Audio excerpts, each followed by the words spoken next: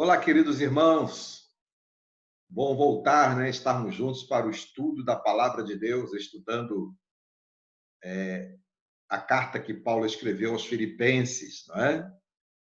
Na lição de número 10, nós estudamos o capítulo 1 e 2.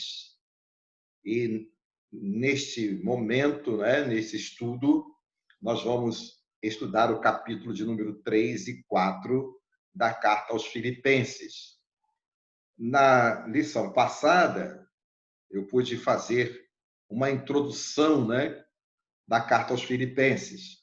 Mas ainda eu gostaria de dizer, né, que a carta aos Filipenses também é conhecida como a carta da alegria, a carta da gratidão e a carta do serviço.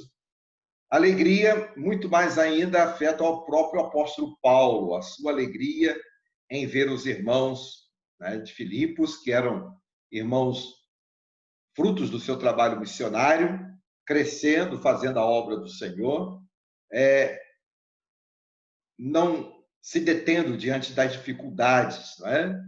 E a alegria também de ver os frutos do seu trabalho missionário na segunda viagem, que está registrado lá no livro de Atos dos Apóstolos. Gratidão, carta da gratidão, também é a expressão do próprio apóstolo Paulo, né? A sua gratidão por aquilo que os irmãos de Filipos significavam na sua vida. Principalmente, ele expressa nesta carta que era os irmãos que estavam em Filipos que os atendia nas suas dificuldades, nas suas necessidades, inclusive também atendendo outros irmãos em outros lugares e outros locais que tinham necessidade, levantavam ofertas e eram enviadas, não é? Então, Paulo está expressando a sua gratidão por esse interesse dos irmãos de Filipos. E carta do serviço, porque Paulo está relatando o seu trabalho missionário ali e também encorajando os irmãos, né, a continuarem servindo ao Senhor. Então, por isso, essa carta também é chamada carta da alegria, da gratidão e carta do serviço. Né? Hoje nós vamos estudar o capítulo de número 3 e capítulo de número 4. Eu quero compartilhar com você, então, né, a tela que temos. Vou ampliar aqui para que a gente possa acompanhar junto, né? Aqui está. Capítulo de número 3 e 4 tem como título o alvo a ser alcançado. É a lição de número 11 do segundo trimestre de 2020, não é? O alvo a ser alcançado. Os dois objetivos desta carta. O primeiro é compreender que a igreja, os crentes, precisam colocar os seus olhos fitos em Jesus. Ele trabalha exatamente essa ideia na sua revelação dos capítulos 3 e 4, não é? Ele destaca a pessoa do Senhor Jesus como alvo do nosso compromisso e o alvo a ser alcançado em nossas vidas cristãs.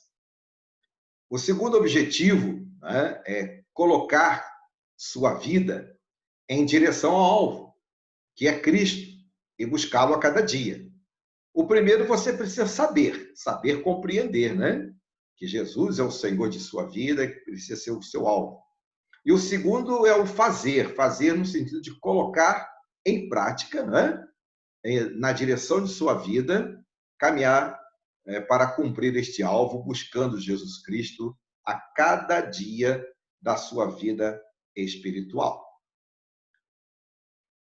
O texto áureo, Filipenses capítulo 3, versos 13 e 14. A revista Atitude, inclusive, por incrível que pareça, nesta lição de número 11, traz o título diferenciado, mas baseado no mesmo conteúdo.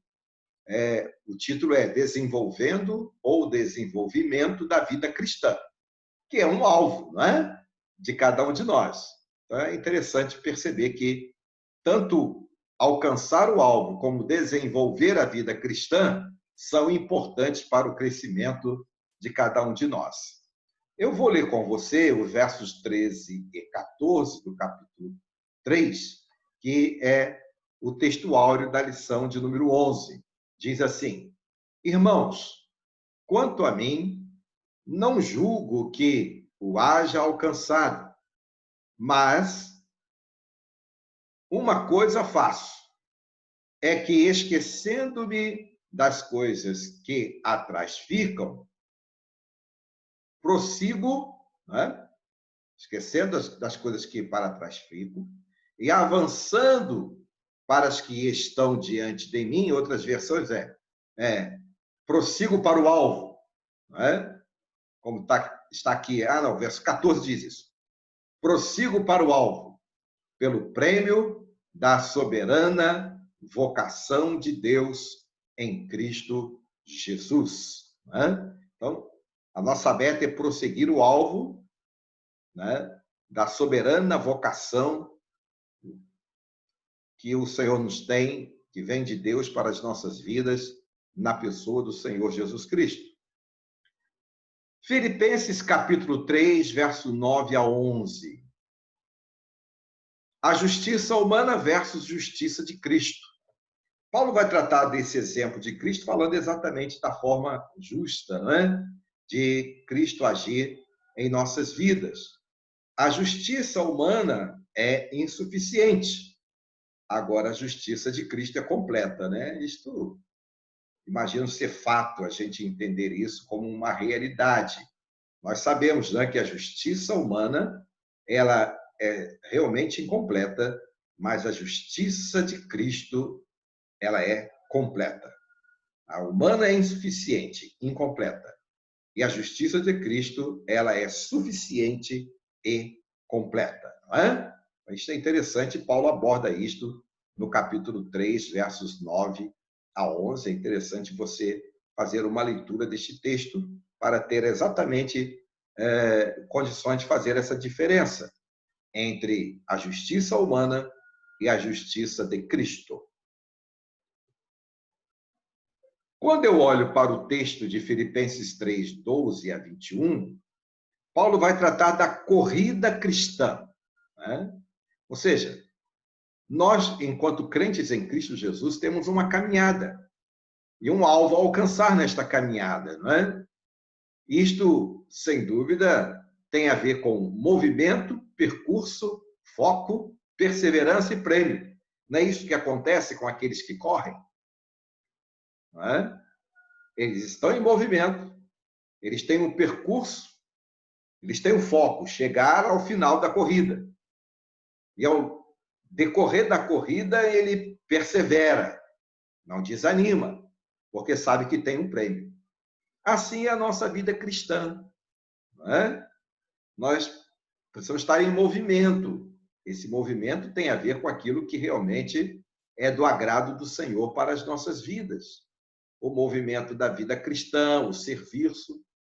Nós temos o percurso, que é a nossa caminhada aqui na terra, peregrina, não é? Enquanto igreja aqui na terra, até a volta de Jesus. É o nosso percurso, não é?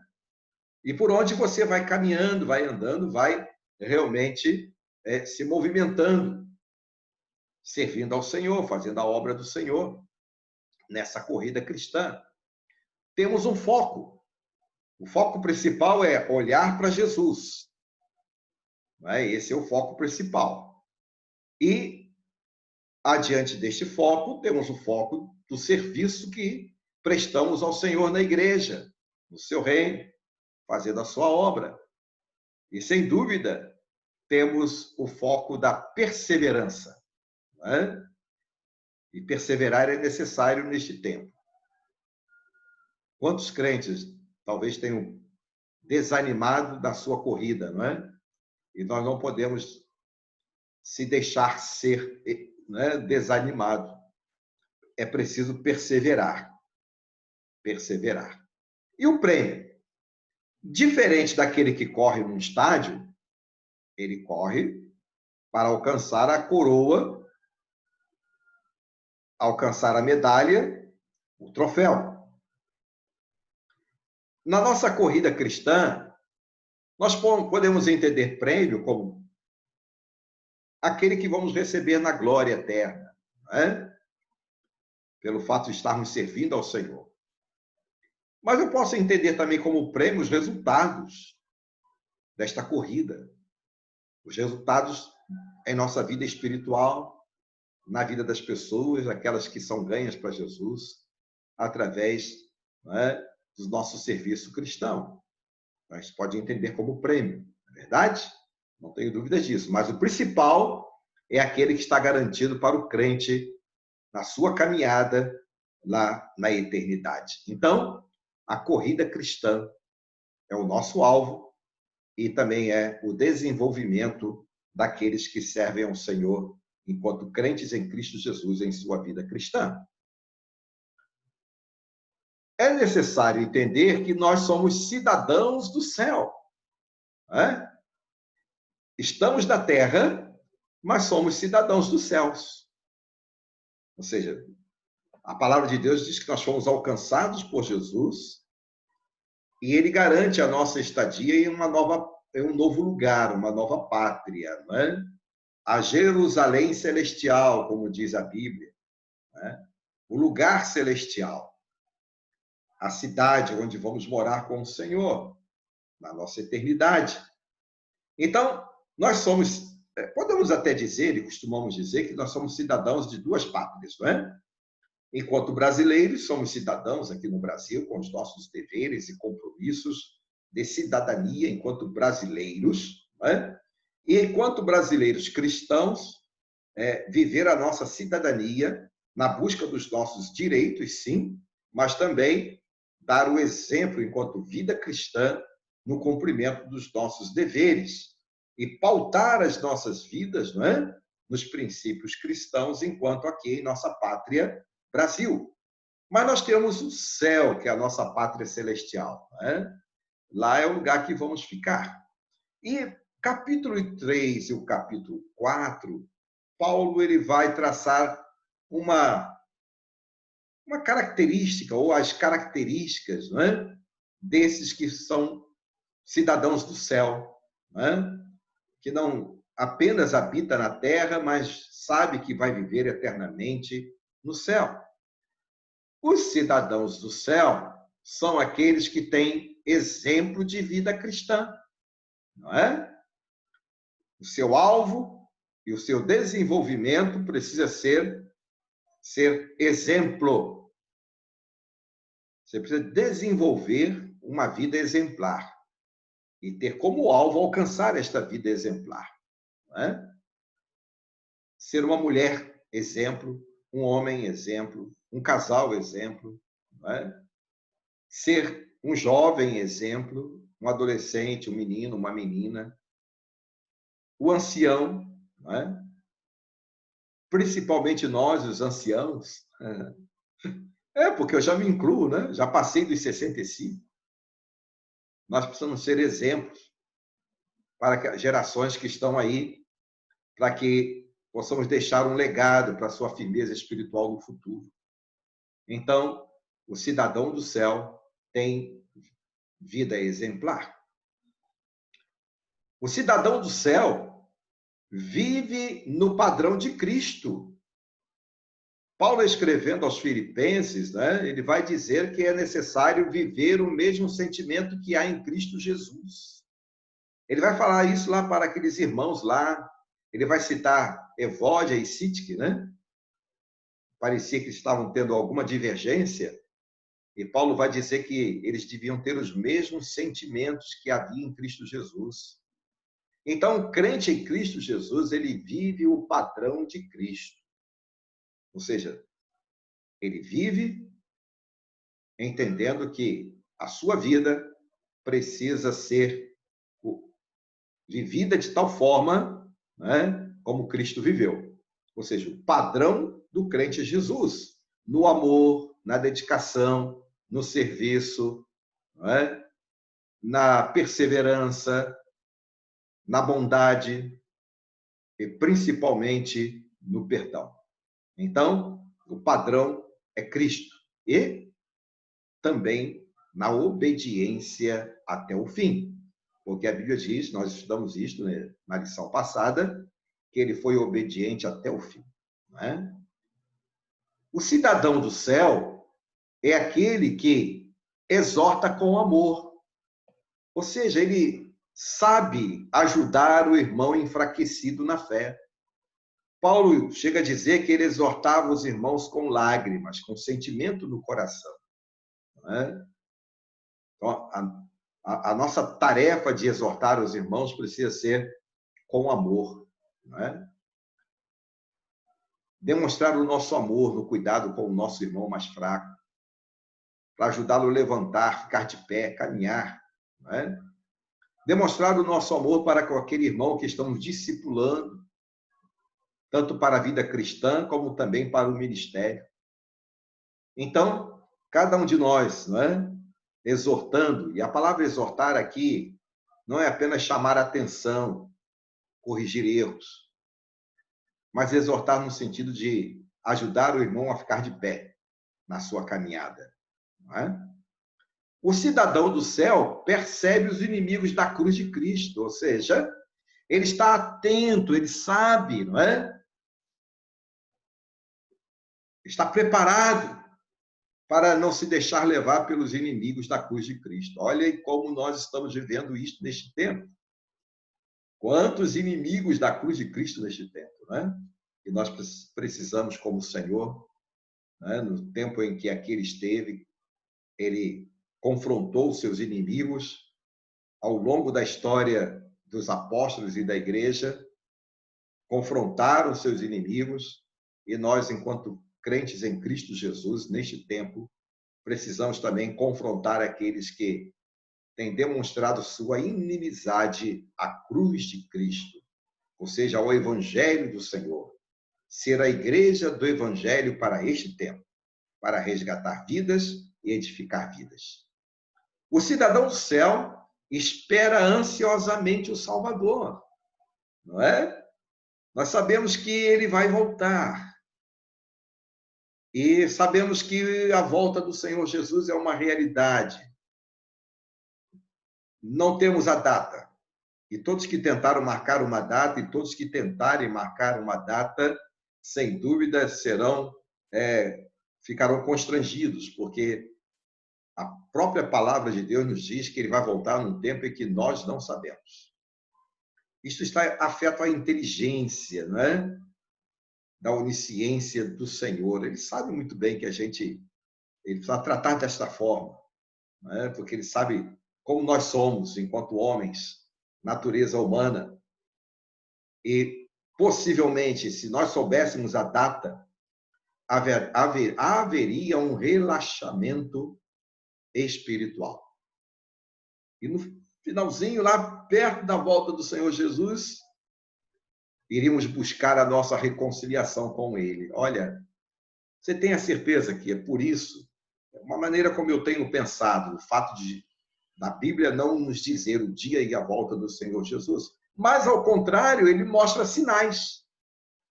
Nós não temos o dia e a hora, mas os sinais nós temos. Então, ele não nos deixou totalmente desavisados, não é? Os sinais estão aí. E eu e você precisamos observar os sinais. Perceber que os sinais que estão acontecendo mostram a proximidade de Cristo. E precisamos estar realmente nessa esperança de estar com Ele, né? E saber que vamos estar com Ele eternamente. Então, esperar. Mas enquanto esperamos, estamos trabalhando e servindo ao Senhor, né? Para que quando Ele voltar, nos encontrar preparados. O cidadão do céu tem a esperança da ressurreição, né? A ressurreição para uma vida gloriosa, um corpo glorioso, glorificado. Paulo chega a dizer que será parecido com o próprio corpo de Cristo, não é? Escrevendo em suas cartas. Então, nós temos a esperança da ressurreição, de que vamos ressurgir para estar com Ele. E o assunto da ressurreição está muito afeto, né, às questões da escatologia, do estudo da escatologia, não é? Da volta do Senhor Jesus. Mas o fato é que todos ressuscitaremos e estaremos com Ele, né? Então, quem sabe, em um outro estudo, nós poderemos estudar um pouco mais a respeito da ressurreição. Então, Assim devem estar os cidadãos do céu, né? E são características interessantes aí, como desenvolvimento e alvo de nossa vida cristã, que trata a lição de número 11. Quais os ensinos, então, para hoje? Você, pastor, foi dito isto lá para os crentes, né? Dos filipenses, dos colossenses, dos tessalonicenses, dos romanos. Paulo escreveu a Timóteo, escreveu a Tito, mas o que tem isso a ver conosco? Diante desta lição de hoje, não é o ensino para hoje, Deus é o supridor de todas as necessidades. Paulo ele diz isso, né? Ele agradece a Deus, a igreja que o atendia suas necessidades, mas ele também entendia que Deus estava suprindo. No ensino para hoje, precisamos entender que Deus deve ser glorificado. Deus deve ser glorificado com as nossas ações, né? Com o nosso culto, com o nosso serviço. A unidade da igreja é imprescindível. E Paulo trata disto quase que em todas as cartas dele, não é? Não é diferente aqui na carta aos Filipenses. A unidade da igreja. Cada um contribuindo com a sua parte, como estudamos em Efésios. Não é? Então, todos nós, juntos, caminhando na direção de servir ao Senhor. Pregar a palavra de Deus em qualquer circunstância. É ensino para hoje. Olha, Paulo prega a palavra mesmo de dentro da prisão, né? Boas partes, né, das lições que Paulo escreveu, ele escreveu da prisão, confortando a igreja, encorajando a igreja, e lá na prisão também ele pregava o evangelho do Senhor Jesus aos seus companheiros de prisão. Então, pregar a palavra em qualquer circunstância, irmãos, as circunstâncias deste tempo não podem impedir o nosso testemunho, o avanço do evangelho do Senhor Jesus Cristo. Então, Deus é aquele que cuida das nossas necessidades, Deus deve ser glorificado, a igreja deve formar uma unidade de pensamento, de atitude, mesmo sendo nós, né, nós diferentes uns dos outros, mas caminharmos numa mesma direção, conforme estudos que fizemos na carta aos Gálatas, lições atrás. E pregar a palavra do Senhor, viver a palavra do Senhor, confortados pelo Senhor e encorajados pelo Senhor, diante das circunstâncias que estamos vivendo hoje e de que muitos dos irmãos viverão no futuro. Então, essas são as lições para hoje. Então, irmãos, aplicando a lição à sua vida pessoal, algumas interrogações, não é? Algumas interrogações aqui que elas são realmente interessantes para você aplicar a lição à sua vida pessoal. Primeira pergunta: o que tem feito parte do nosso aprendizado? Nesse alvo que temos na nossa vida cristã, o que tem feito parte do nosso aprendizado? Outra pergunta: alimenta, nutre o sonho ou fragiliza o alvo da nossa fé? Então, aquilo que tenho feito tem alimentado, tem nutrido o alvo e o desenvolvimento da nossa vida cristã? Outra pergunta: traz clareza ou embaraço para focarmos nosso alvo? Ou seja, aquilo que eu tenho vivido tem trazido clareza, tem me ajudado a alcançar o alvo ou tem me embaraçado? A palavra embaraço, em português, significa atrapalho, não é? Nas línguas hispanas, ela tem outro sentido, mas para nós significa atrapalho. Outra pergunta: consolida a busca do alvo ou bombeia a busca dele? Ou seja, o que você tem feito na sua vida cristã consolida a sua vida na direção do alvo ou tem bombardeado esta busca? Ou seja, tem, de alguma forma, atrapalhado, dinamizado, não é? derrotado o seu esforço nesta busca? Outra pergunta: os ensinos que recebemos e de quem recebemos ajuda a fazer o alvo ficar mais próximo ou distante? Em quem você tem buscado o seu ensino? Hoje nós temos uma gama de oportunidades, não é? De informações no YouTube, no Facebook, não é? Nas redes sociais, ah, e tantos outros, nos ícones, né? Do pensamento cristão deste tempo. Nós temos homens aí fabulosos, não é? Mas aonde você realmente tem buscado aprender? E de quem você tem buscado aprender?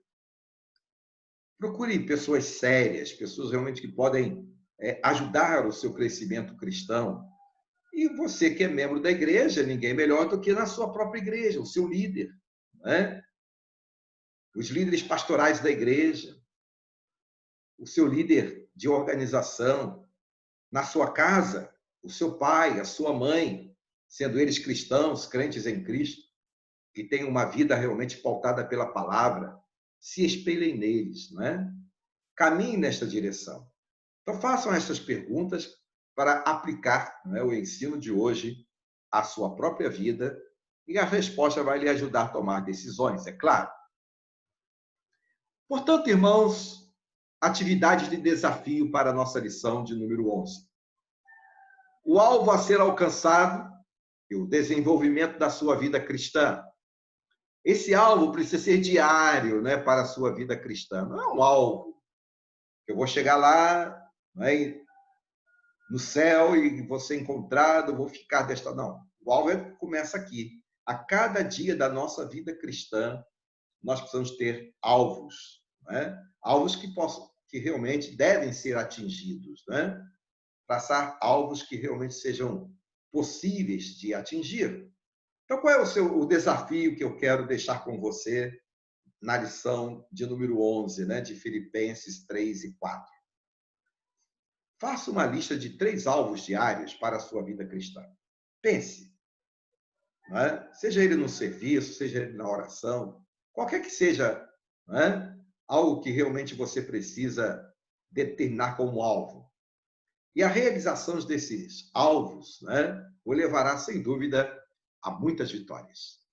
Então, procure, né, caminhar na direção desses alvos e aprenda com esses alvos a crescer espiritualmente, não é? E faça essa lista e caminhe na direção deste alvo para que você realmente chegue a uma vida vitoriosa em Cristo Jesus. Portanto, irmãos, como colocar nossa vida em direção ao alvo e buscá-lo? Primeiro, nunca perca Jesus de vista. Nada pode ofuscar Jesus dos seus olhos, né? Mas cuidado, muito cuidado. Cuidado mesmo com quem, né, e o que você tem aprendido. Com quem e o que você tem aprendido. Nesse tempo tem muita coisa sendo dita. Então, tenha cuidado. Não seja ingênuo na sua vida espiritual. Seja simples, mas criterioso. Não deixe o passado conduzir vida ou conduzir você. O passado, a gente aprendeu isto no conteúdo da lição do aluno, ele deve servir para a nossa gratidão, não é? Deve servir como referência, mas o passado de coisas que nos abençoaram. Mas se teve um passado que lhe trouxe tristeza e você venceu, isso ficou para trás. E não se prenda, então, ao saudosismo, não é? Quem olha para trás pode se lamentar e não avançar. Então, não se prenda a coisas que no passado trouxeram tristezas ao seu coração ou impediram o seu crescimento cristão. Mas vença e siga em frente. Aprenda a confiar em Deus, não é? Que é, sem dúvida, o remédio para toda ansiedade, não é? Então, Paulo fala muito isto, né, da nossa busca de cura no Senhor, e o Senhor realmente é aquele que pode dar a nós a resposta a todas as nossas ansiedades. Pedro, escrevendo na sua carta, primeira carta, capítulo 5, ele vai também dizer isto lá no verso 7, lançando sobre ele quem? O Senhor, toda a sua ansiedade, porque ele tem cuidado de você. Então, querido irmão, né, nós queremos, nesse momento, só um instantinho,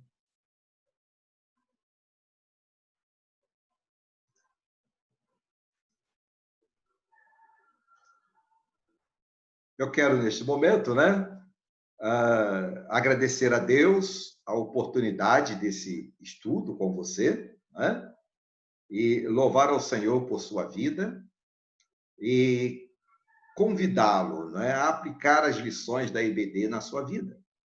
E lembrar a você, né, que aos domingos, às 9 horas da manhã, nós estamos realizando a nossa EBD online, não é? Todo domingo, 9 horas da manhã. Então, procure participar deste momento também. Se você ainda não fez, não é? Eu vou colocar o link do Zoom, aonde você vai participar da nossa EBD online, aos domingos, 9 horas da manhã.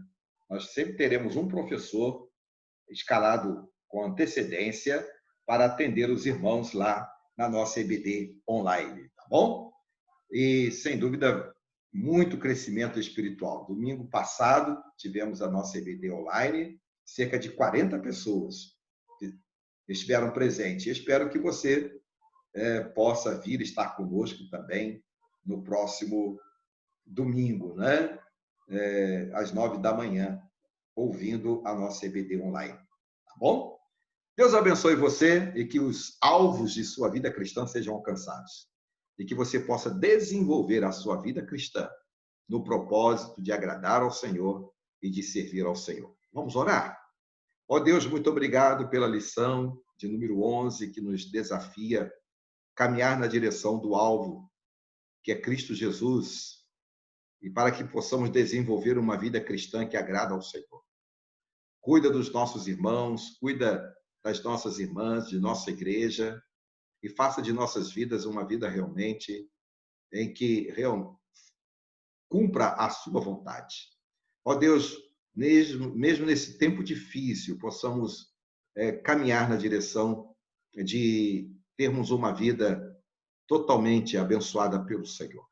Ó Deus, muito obrigado pelo sustento do Senhor. Muito obrigado porque o Senhor tem sustentado a nossa igreja. E pedimos continuar sustentando a nossa igreja. Abençoe as famílias, ó Pai, de nossa igreja. As famílias que por acaso têm enfermos, cuida delas. E cuida daquelas que também perderam seus entes queridos, consolando os seus corações. Ó Deus querido, cuida também dos profissionais da saúde, irmãos nossos de nossas igrejas, ou não, mas que têm sido usados pelo Senhor para abençoar vidas.